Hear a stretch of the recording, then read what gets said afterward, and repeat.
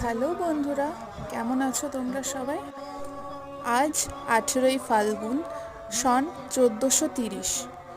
প্রতি বছর এই দিনটাতে শ্রী ভগীরথ ভট্টাচার্যের পিতা শ্রী শ্রী ঠাকুর ধ্বজাধারী ভট্টাচার্যের মহাপ্রয়াণ দিবস উপলক্ষে প্রচুর ভক্তের সমাগম হয় এথোড়া গ্রাম নিবাসী জ্যোতিষাচার্য শ্রী বুদ্ধদেব ভট্টাচার্যের কুটিরে। প্রতি বছর এই দিনটিতে চণ্ডীপাঠ, নাম সংকীর্তন, নরনারায়ণ সেবা করানো হয়, দুস্থদের বস্ত্র বিতরণ করা হয়, খিচুড়ি ভোগ খাওয়ানো হয়। আজকের দিনটা পুরো গ্রামের জন্য একটা ছোটোখাটো উৎসবের মতো।